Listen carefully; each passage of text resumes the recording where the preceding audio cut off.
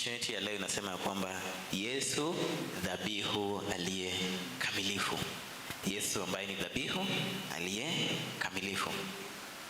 Na wacha tu niseme kwa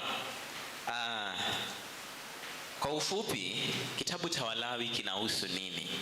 So katika Biblia tuko na Mwanzo, Genesis, alafu tuko na Exodus ambayo ni Kutoka, alafu tukimalizana na Exodus tunaanza Walawi. Tukimalizana na Kutoka tunaingia kwa kitabu cha Walawi.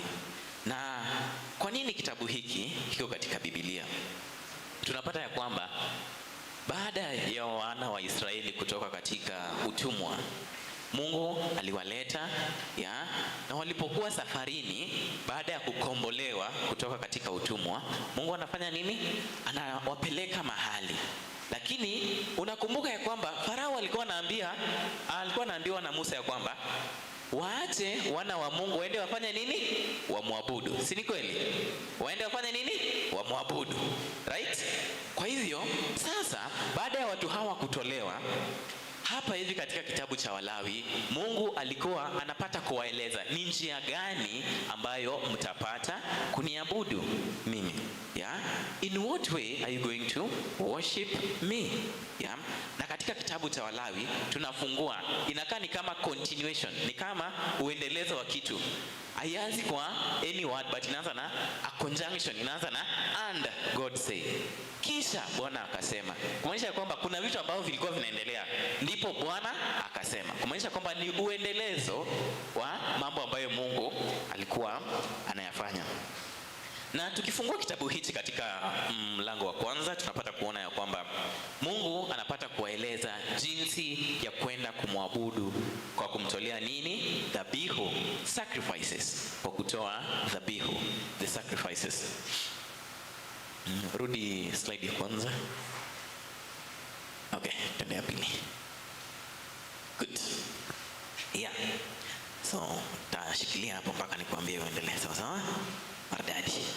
Na katika kitabu hichi tunapata kuona ya kwamba Mungu anapata kuwaeleza kwa kupitia Musa jinsi mtu atakuwa anamwendea akipatiana nini? Dhabihu. Na kinaonyesha jinsi watu wenye dhambi wanaweza kumkaribia Mungu ambaye ni mtakatifu.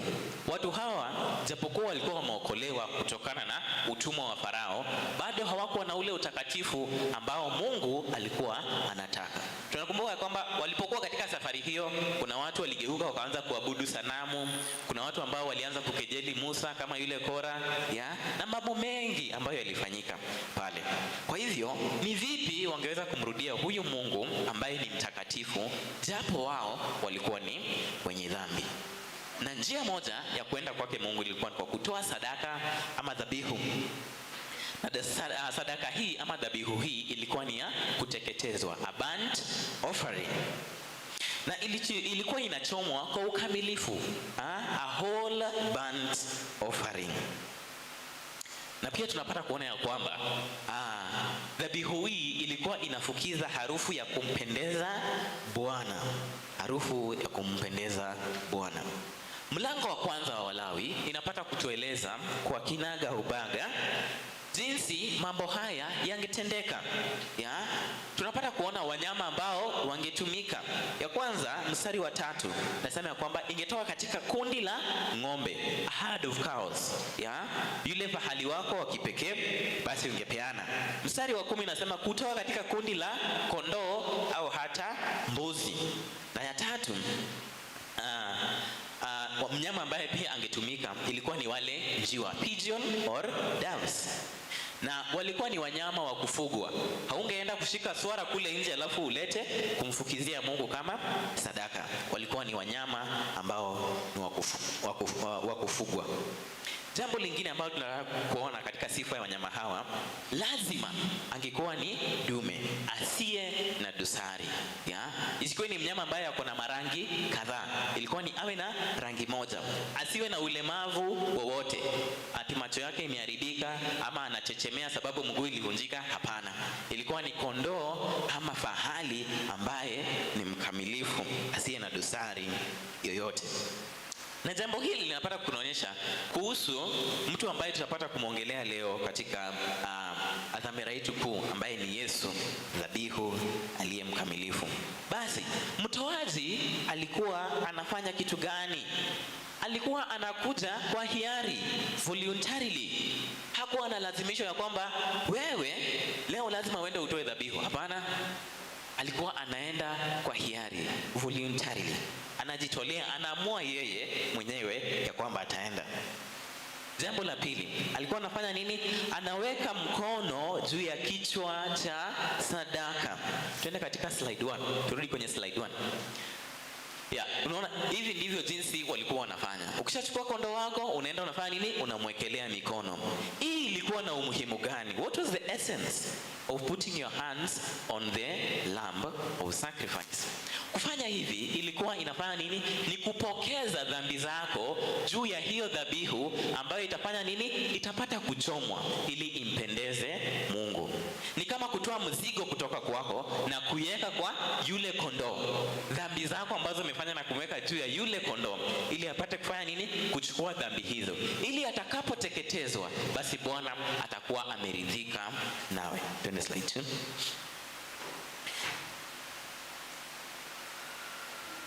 Jambo lingine ambalo lilikuwa linapata kufanywa na yule ambaye anatoa dhabihu ni yeye mwenyewe ndiye aliyekuwa anauchinja. Ukiangalia mstari wa 5 mlango huo wa kwanza wa Lawi, ni yeye mwenyewe ndiye alikuwa anamchinja. Alikuwa anamchinja, akishamchinja anamtoa ngozi. Anatoa ile ngozi. Akishatoa ile ngozi, anapata kufanya nini? Anakata miguu na kuifanya nini? Na kuiosha. Anakata miguu na kuiosha. Baadaye zile vitu za ndani, matumbo na nini, zote zilikuwa zinatolewa na kusafishwa kwa maji. Kisha baadaye haziwekwi ya kwamba zitakulwa, hapana. Ilikuwa inateketezwa. Pamoja na ile nyama ilikuwa inafanya nini? Ilikuwa inateketezwa. Na tunaongea kuhusu kuoshwa. Kuoshwa huu kulikuwa ni ishara ya nini katika kuja kwa Yesu Kristo? Tutapata kuangalia kwa nini hizo miguu zake zilikuwa zinaoshwa, matumbo yake na vitu vya ndani vya tumbo yake vilikuwa vinaoshwa. Jambo lingine ambalo tunapata kueleza kuhusu mwana kondoo ambaye alikuwa anatolewa ni kwamba alikuwa anachinjwa upande wa kaskazini wa madhabahu, the north side of the altar. Hapo ndipo alikuwa anachinjwa. Na tukiangalia wakati Yesu alikuwa anasulubiwa, it was on the north side of Jerusalem. Hapo pia ndipo Yesu alikuwa anasulubiwa. Kazi ya kuhani ilikuwa ni kazi gani? Kumbuka kwamba wakati huu kuhani alikuwa ni Aaron pamoja na wanawake. Aaron and his sons, they are the ones ambao walikuwa inafanya ile kazi ya ukuhani. Kwa hivyo kazi yao ilikuwa ni gani? Ya kwanza ilikuwa ni kunyunyizia ile damu. Wakati atachinjwa, alikuwa ananyunyizia damu kwenye altar. Kwa wale ambao wameshaenda katika kanisa la Katoliki, kuna ile father wao anachukua maji alafu anafanya nini? Anafukiza kwa watu, si ndio? Vivyo hivyo ndivyo Aruni pamoja na wanawake walikuwa wanafanya, lakini hawakuwa wanatumia maji, walikuwa wanatumia damu ya yule kondoo ama yule fahali ama yule njiwa ambaye alikuwa amechinjwa. Tena walikuwa wanakata yule dhabihu, iwe ni kondoo ama iwe ni mbuzi ama ng'ombe, vipande, alafu wanamuinjika juu ya jiko na kuchoma hiyo dhabihu. Sadaka hii ilikuwa inatufundisha nini? Kusudi kuu ya dhabihu hii ilikuwa ni kumpendeza Mungu. Ilikuwa ni kumpendeza Mungu.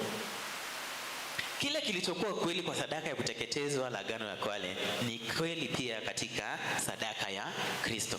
Kwa sasa hatusemangi hapa Pastor Godana huwa kuja hapa alafu asema ati next Sunday ama Friday tunaenda shrine na kila mtu akuje na mbuzi wake tunaenda kutolea Mungu dhabihu. Ama washaisema hivyo? Hajawahi sema hivyo. Lakini ni kwa nini siku hizi hatutoi dhabihu? Ni kwa sababu kuna dhabihu ambayo ilikuwa kamilifu, ambaye ni nani? Ni Yesu Kristo. Alichukua nafasi ya yule kondoo ambaye hakuwa mkamilifu. Ulipata tunapata ya kwamba kila mwaka watu walikuwa wanaenda na kondoo zao na njiwa ama ng'ombe, wanaenda wanachinja kila mwaka, year in year out, unaenda kufanya nini? Kutoa sadaka yako. Lakini kuja kwa Yesu na kwake kusulubiwa pale msalabani ilipata kuondoa dhabihu ambayo haikuwa inakamilika na kumpaka Yesu awe yule dhabihu ambaye ni kamili. Kando na yeye hakuna dhabihu nyingine yoyote ambaye angeweza kuongezwa.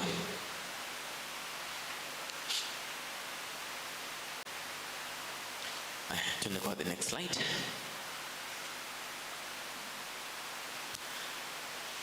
So, sadaka ya kuteketezwa. Hii ilikuwa ni picha ya kujitoa kikamilifu kwa nani? Kwa Yesu Kristo. Kwanza tunapata sifa ya huyu dhabihu ilikuwa ni kwamba asiwe na dosari yoyote, na alikuwa awe wa kiume, a male animal that doesn't have any blemishes. Kutokuwa na dosari ni alama ya usafi, cleanliness, worthiness. Na Yesu ndiye huyo mwanakondoo. Yesu alikuwa mwanaume na Yesu hakuwa na dhambi yoyote. Kando na sisi ambao tulikuwa na dhambi, Yesu hakuwa na dhambi yoyote. Kama yule kondoo ama yule fahali ambaye hana madoadoa yoyote, basi Yesu pia hana doa lolote, hana dhambi yoyote. Na tukisoma katika kitabu cha Waibrania mlango wa 4 mstari wa 15 nasema hivi, Hebrews chapter 4 verse 15,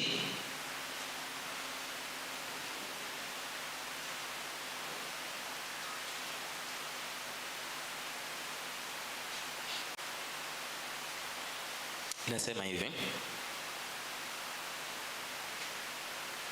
kwa kuwa hatuna kuhani mkuu asiyeweza kuchukuliana na sisi katika udhaifu wetu, lakini tunaye mmoja ambaye alijaribiwa kwa kila namna kama vile sisi tujaribiwavyo, lakini yeye hakutenda dhambi.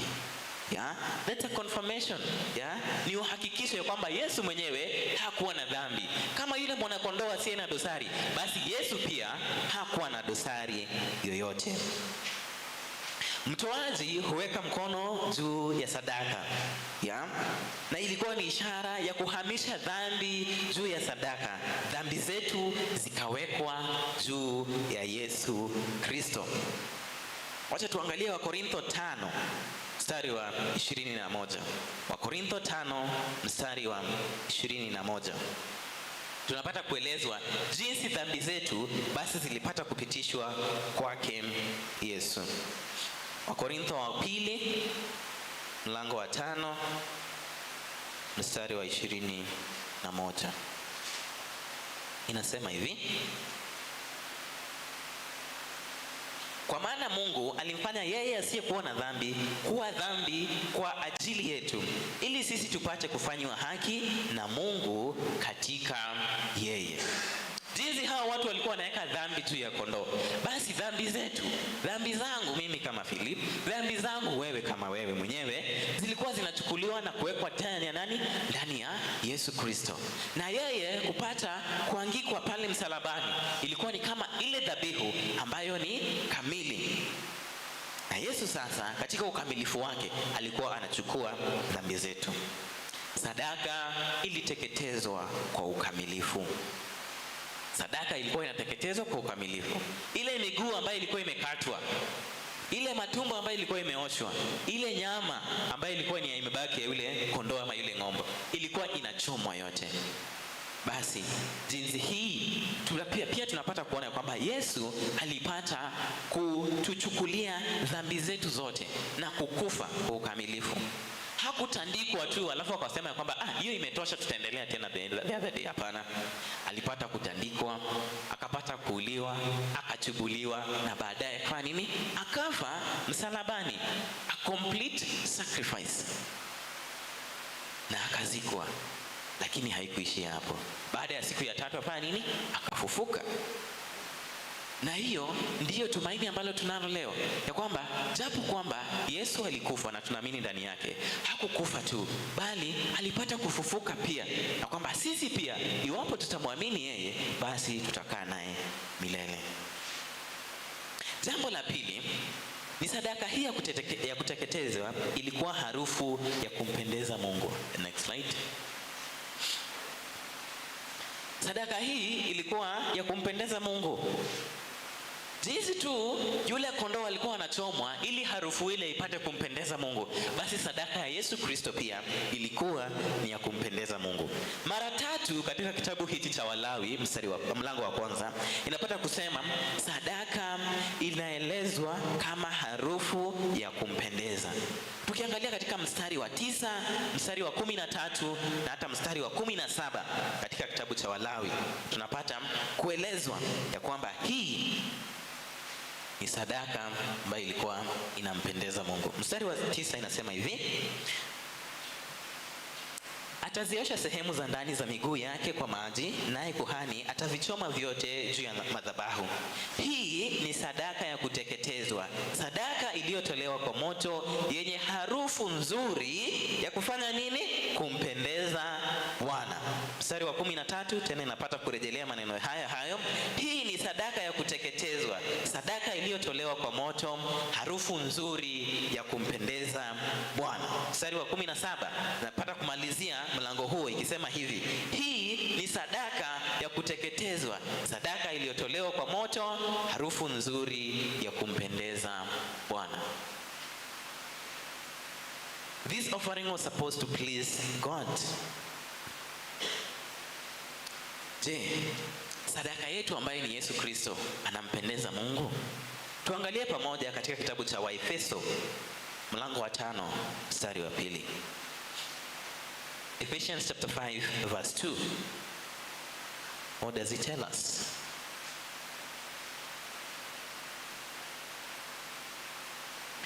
Mkiishi maisha ya upendo kama vile Yesu Kristo alivyotupenda sisi, akajitoa kwa ajili yetu kuwa sadaka yenye harufu nzuri na dhabihu kwa Mungu. Jambo hili linapata kutueleza ya kwamba mambo hayo yote ambayo yanatendeka katika Agano la Kale lilikuwa ni kama foreshadow ama ishara kilichokuwa kinaangazia jambo ambalo litapata kutendeka kwa ukamilifu, ambaye ni Yesu Kristo. Jinsi harufu ya ile dhabihu ya mbuzi na kondoo na hata ng'ombe na njiwa zilikuwa harufu ya kumpendeza Mungu, basi Yesu Kristo pia anapata kuwa dhabihu ambayo ni ya harufu ya kumpendeza Mungu. Dhabihu hii ya Yesu Kristo haikuwa ya kutosha pekee, bali ilikuwa pia ni ya kumpendeza Mungu. Kuna mtu ambaye anaitwa Spurgeon ambaye aliandika ya kwamba Yesu Kristo ni furaha kwa roho ya Baba Mungu. Alipopaa juu akiwaongoza mateka, alitoa ile sifa ya ajabu iliyopatanisha uhusiano kati ya Mungu na mwanadamu milele. Kiangalia picha hii ambayo iko hapa, sisi ambao tuna dhambi, ambao tumepotea, ambao tuko katika giza, hatukuwa na uhusiano na Mungu. Kulikuwa na mpaka mkubwa, there was a great rift kati yetu na Mungu. Lakini Yesu na kufa kwake msalabani, basi anapata kutupatanisha sisi ambao tulikuwa katika giza na Mungu ambaye alikuwa katika nuru. Yesu Kristo anakuwa kama daraja ya kutupitisha na kutusafisha na kututakasa ili tuweze kupokelewa na Mungu ambaye ni mtakatifu. Next slide.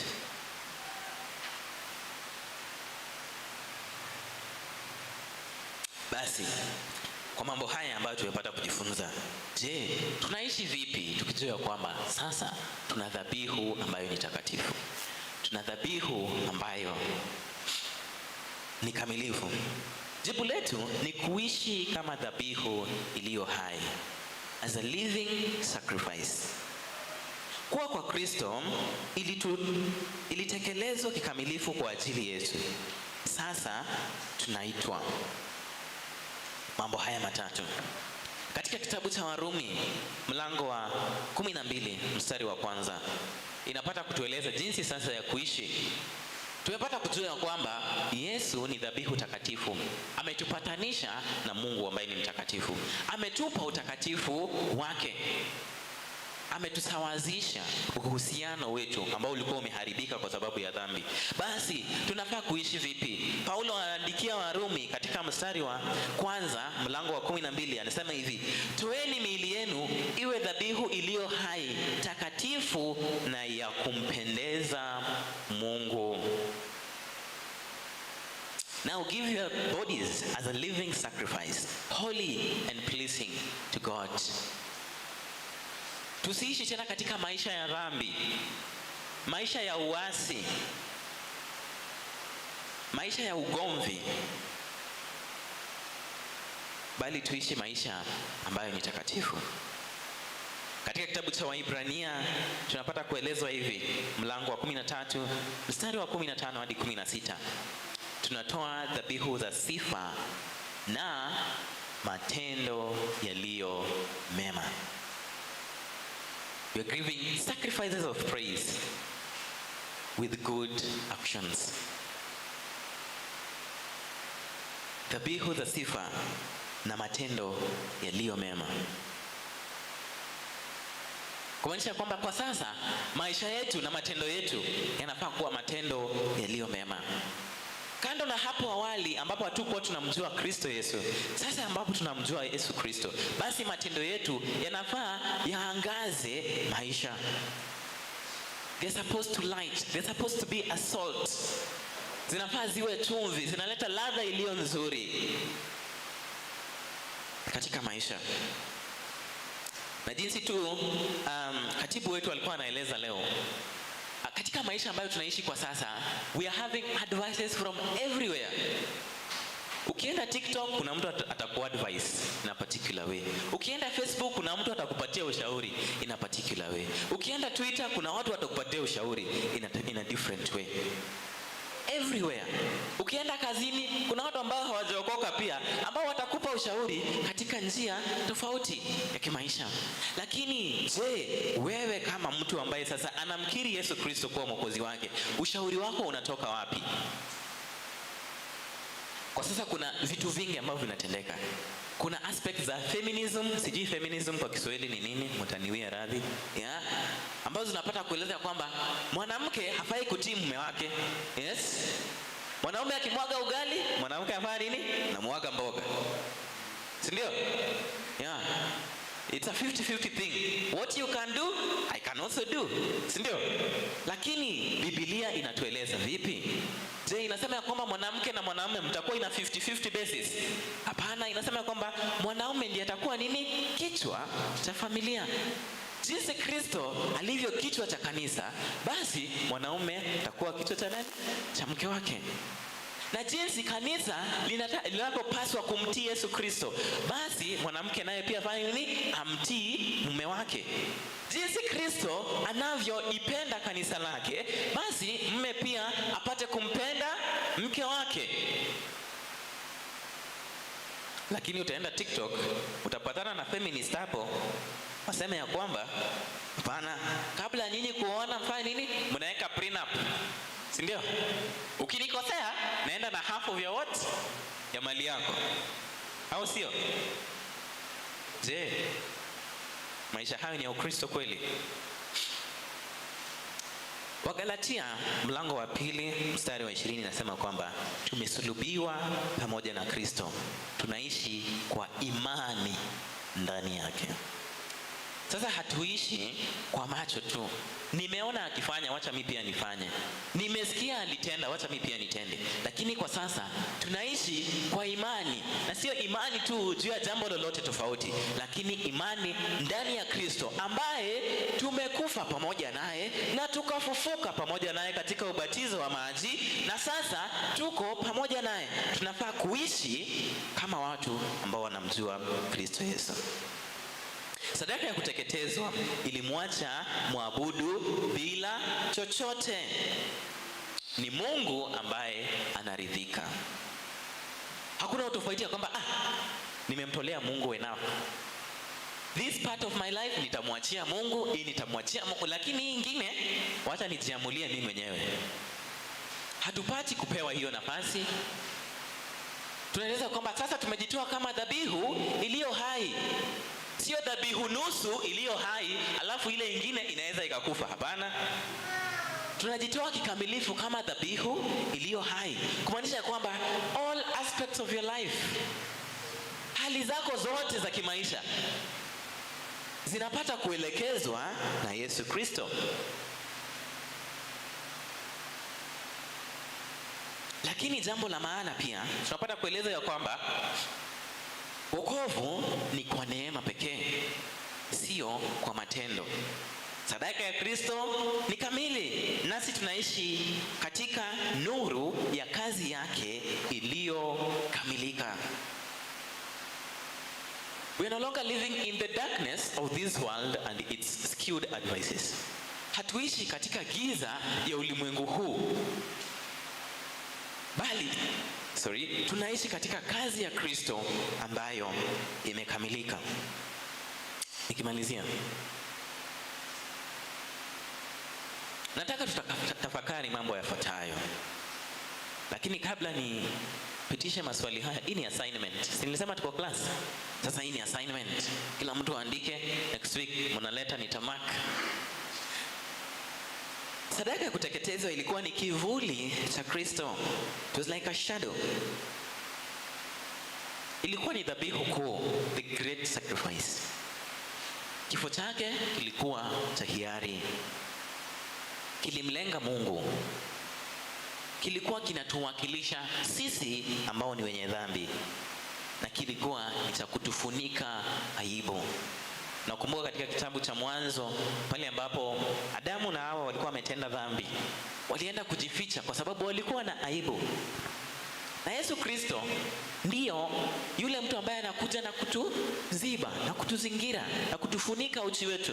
Jinsi Mungu alivyochinja mnyama na kuwapa ile ngozi ili ipate kuwafunika, basi sisi pia Kristo Yesu ndiye ile ngozi ambaye inatuzingira uchi wetu ambao unaonekana na dhambi. Sasa tukiwa na imani ndani yake, tumekubaliwa kikamilifu mbele za Baba. Nataka utafakari mambo haya. Je, umemwamini kabisa Kristo na dhabihu yake ya mara moja kuwa ni kamilifu? Do you accept Jesus Christ as the sole sacrifice and the complete sacrifice? Katika maisha yako, ni maeneo gani ambayo Mungu anakuita ili kujitolea kikamilifu? Are you a giver? Are you a worshiper? Je, wewe ni mtu ambaye anakaribisha watu kwake? Ni kwa njia gani ambayo utapata kumtendea Mungu kazi kwa ukamilifu? Je, unafunza neno na unaifunza kwa kikamilifu? Je, unaonesha upendo kwa wengine na unaionyesha kwa njia gani? Kuna wengine ambao utabagua na kuna wengine ambao utapata kuwapa mapenzi.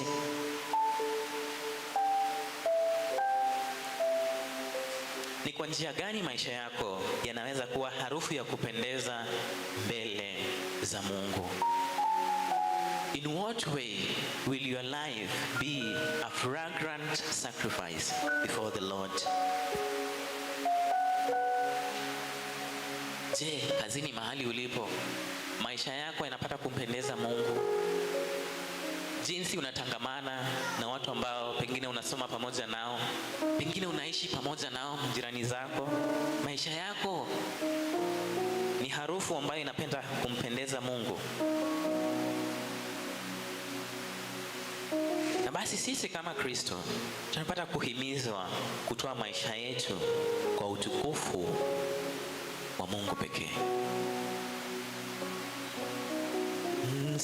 Msalaba ndio asili ya wema, nikatua mzigo hapo.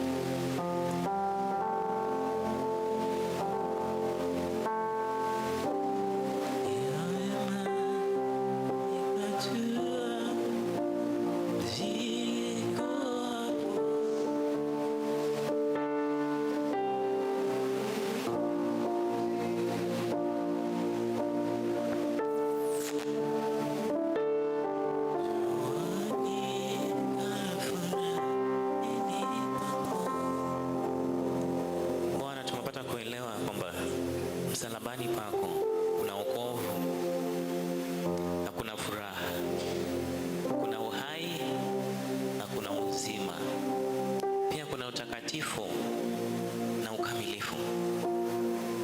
Tusaidie sisi kama wanadamu wapungufu, wenye dhambi, tupate kukuamini na tupate kukukubali ili tupate kukamilishwa. Tuoshe sisi fikra zetu, dhana zetu, matendo yetu, mioyo yetu na hata miili yetu kwa damu yako takatifu iliyomwagika Kalvari. Tupate kutubu dhambi zetu na kuishi kama dhabihu iliyo hai, iliyoteketezwa kikamilifu na ambayo Bwana inafukiza harufu ya kukupendeza. Na katika jina la Yesu hili ni ombi letu. Amen. Bwana awabariki.